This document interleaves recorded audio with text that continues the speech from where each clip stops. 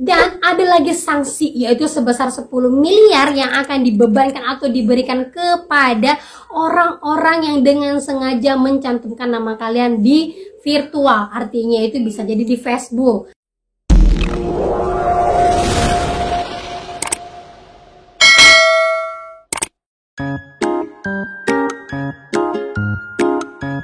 Halo, assalamualaikum warahmatullahi wabarakatuh. Apa kabar teman semuanya?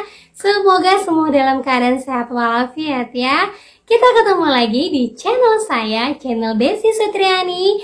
Semoga semua teman-teman dalam keadaan sehat walafiat, dan semua teman-teman yang sedang sakit saya doakan untuk cepat sembuh, dan yang banyak masalahnya semoga semuanya dapat terselesaikan.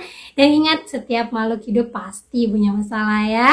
Oke, kali ini saya akan membahas tentang yang lagi hangat-hangatnya, yang lagi baru saja disahkan oleh Ketua MPR kita, yaitu Ibu Puan Maharani, yaitu tentang UU Perlindungan Data Pribadi. Seneng ya. Untuk itu kita akan bahas, tapi sebelumnya buat teman-teman yang baru saja menemukan channel ini, jangan lupa untuk klik tombol subscribe-nya, nyalakan notifikasi loncengnya agar terus dapat berkomunikasi saya. Oke, ini dia untuk kalian. Nah, buat teman-teman saya yang sekarang sedang was-was ketar-ketir ataupun sedang ya dalam masa kejar-kejar debt collector karena namanya dipakai oleh orang-orang yang tidak bertanggung jawab, kalian saat ini bisa sedikit bernafas lega, atau minimal sedikit kalian punya kekuatan hukum untuk melawan orang-orang yang dengan sengaja menggunakan data kalian. Dan buat teman-teman semua yang sekarang pada saat ngecek slik itu datanya ternyata berbeda dengan data aslinya, kalian juga bisa menggunakan undang-undang ini untuk memperbaiki data kalian kepada pihak-pihak bank agar dengan segera tidak memperlambat proses pembersihan nama kalian. Nah, maksudnya gimana, kita akan jelasin ya. Nah, di sini saya baru saja membuka apa aja sih draft-draft dari RUU Perlindungan Data Pribadi ini. Setelah saya baca, itu isinya ada sekitar 72 pasal yang isinya semuanya tentang melindungi dari data pribadi konsumen. Nah, kalau dipikir-pikir, syukur juga ya ada si Bjorka ini. Kasus-kasus si penyebar-penyebar data yang bongkar-bongkar data yang sekarang lagi viral, entah apalah maksudnya dia muncul. Tapi dengan adanya dia, alhamdulillahnya RUU yang sudah dirancang dari tahun 2016 kalau saya tidak salah, itu disahkan pada tanggal 20 September kemarin. Nah, kita beri aplaus dulu kepada Bjorka yang benar-benar mempercepat proses ini ya gitu ya. Dan dari semua pasal yang sudah saya baca, itu saya agak tertarik pada pasal 30-an, yaitu pasal 33. Nah, isinya seperti ini. Nah, dari pasal 33 ini tentang penghapusan data atau pembersihan data, itu saya golongkan pada data teman-teman saya yang slik OJK-nya dipergunakan oleh oknum-oknum yang tidak bertanggung jawab untuk memasukkan data kalian. Apapun namanya, apapun jenisnya, kalau pada saat kalian mengecek slik kalian ternyata ada data-data yang bukan milik kalian, artinya data pribadi kalian dibongkar, data pribadi kalian digunakan untuk membersihkan nama orang lain. Nah, kalian bisa menggunakan pasal ini untuk membuat pihak-pihak atau oknum-oknum yang menggunakan nama kalian itu bisa membersihkan namanya dengan segera. Nah, buat kalian-kalian sekarang yang belum tahu cara mengecek slik atau cara untuk membersihkan namanya, kalian bisa cek di link deskripsi saya, itu ada caranya bagaimana.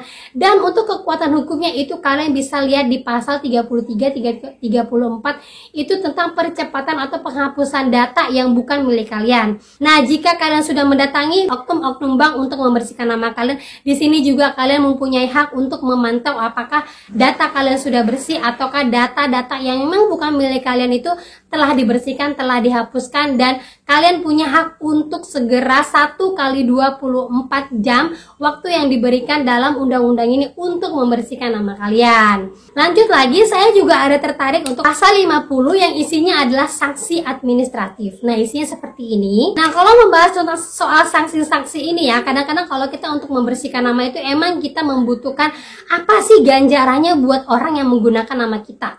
Apa sih ganjarannya buat orang yang menggunakan pertama itu buat orang yang menggunakan nama kita sebagai kontak darurat atau sebagai penjamin yang kita nggak tahu siapa yang meminjam, kenapa kita yang menjamin. Dan buat para debt collector yang dengan sengaja menyebarkan atau menggunakan data-data kita untuk disebarkan karena kita melakukan galpay atau karena kita mungkin tidak dapat dihubungin sehingga menggunakan kontak-kontak yang ada dalam HP kita untuk menjelek-jelekan nama kita. Nah, disinilah sanksi administratif itu bekerja. Nah, saya suka di sini. Yang pertama itu adalah peringatan tertulis. Terus yang kedua tuh penghentian sementara kegiatan dari pinjol ini. Nah, lumayan kan kalau udah diberhentikan, bisa saja diamblas, bangkrut, udah selesai, kita nggak bayar lagi. Terus yang ketiga adalah penghapusan data pribadi. Yang keempat adalah mengganti rugi atau denda administratif. Nah, itu bisa kalian pilih. Nah, lanjut lagi di pasal 51 larangan penggunaan data pribadi. Nah, di sini itu hal-hal yang sangat menguntungkan diri kita pribadi ada di pasal 51.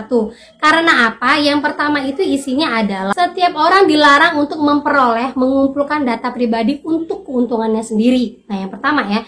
Yang kedua, setiap orang dilarang dengan sengaja menggunakan data pribadi yang bukan miliknya. Dan yang ketiga itu setiap orang dilarang dengan sengaja menggunakan data pribadi yang bukan miliknya. Nah, ini jelas-jelas banget. Di pasal 51 ini adalah perlindungan untuk para pinjol. Kalau kalian benar-benar data kalian digunakan oleh pinjol, disebarkan atau diburu-burukan dimanapun, pasal 51 ini benar-benar mengikat kalian atau menguatkan kalian bahwa kalian benar-benar dilindungi. Nah, sanksi-sanksi yang diberikan untuk orang-orang yang menggunakan data-data kalian itu ada di pasal 61 yang isinya seperti ini. Wow, bisa dilihat ya, denda-dendanya itu miliaran, bisa miliaran seperti ini karena apa ya? Karena ini sangat besar. Data pribadi itu adalah data negara. Jadi kenapa dibuat dendanya sangat besar? Karena agar orang tidak main-main dengan data pribadi kita dengan tidak sengaja, karena makin merebaknya pinjol-pinjol legal dan ilegal sekalipun itu menggunakan data kita semena-mena. Makanya kalau sudah diberikan sanksi yang besar, kalau ratusan juta tuh masih kecil banget. Tapi kalau sudah miliaran, bisa-bisa perusahaan bangkrut langsung udah nggak bisa beroperasi, udah yang gapai-gapai aja lagi, ya kan kalau dipikir-pikir gitu kan. Jadi makanya sanksi ini benar-benar diberikan buat orang-orang atau perusahaan yang dengan sengaja menggunakan atau menyebarkan data kalian. Nah, buat kalian semuanya, saya berharap dengan adanya undang-undang ini kalian bisa manfaatkan sebaik-baik mungkin. Kalian bisa manfaatkan dengan tenang, kalian bisa manfaatkan dengan cara kalian mungkin bisa mencicil atau membayar pinjaman kalian dengan sebaik-baik mungkin dengan tenang. Seandainya pun ada debt collector yang datang, kalian bisa minta mana surat tugasnya, mana bad name-nya, mana juga lokasi wilayah yang memang mereka harus datangin. Jadi orang yang datang ke tempat kalian itu tidak semena-mena. Dan ada lagi sanksi, yaitu sebesar 10 miliar yang akan dibebankan atau diberikan kepada orang-orang yang dengan sengaja mencantumkan nama kalian di virtual. Artinya itu bisa jadi di Facebook, bisa jadi di tempat-tempat umum yang mungkin menggunakan spanduk yang mengatakan bahwa si A belum membayar, si A mengeluarkan pinjaman online di sini sekitar gini. Nah, itu sanksinya adalah sebesar 10 miliar. Luar biasa kan sanksinya. Nah, buat kalian semuanya, ayo mulai hari ini, karena sekarang sudah ada perlindungan data kalian bisa bernafas lega. Yang sekarang mungkin galpai karena dikejar-kejar. Kalau kita tuh dikejar-kejar orang itu jadinya stres, makanya kita nggak bisa berpikir normal, yang membuat kita malas. Udahlah, biarin aja lah, ibaratnya kayak gitu kan. Nah, karena sudah ada sekarang ini, kalian bisa mencicil pelan-pelan hutang kalian, membayar hutang kalian agar nama kalian bersih. Dan juga kalian tidak akan takut dikejar-kejar oleh oknum-oknum atau orang-orang yang tidak bertanggung jawab, yang mengancamkan, Mbak nanti namanya akan saya permalukan loh, atau Mbak namanya mungkin akan saya sebarin loh kemana-mana. Nah, jangan takut kalau ada ancaman kayak gitu, ancam balik aja lagi orangnya. Oke, kalau kamu mau ngancam saya, silakan aja, saya punya loh kekuatan hukumnya, saya punya loh ininya. Nah, kalian bisa ancam balik lagi, jadi orang itu tidak akan mengancam kalian. Jadi kalian bisa berpikir normal untuk kalian membayar dengan tenang, kalian bisa bekerja dengan tenang, kalian bisa mencicil dengan tenang, jadi tidak akan dikejar-kejar lagi. Nah, begitu ya teman-teman ya. Semoga dengan adanya ini bisa bermanfaat dan bisa membuat kita lebih baik lagi.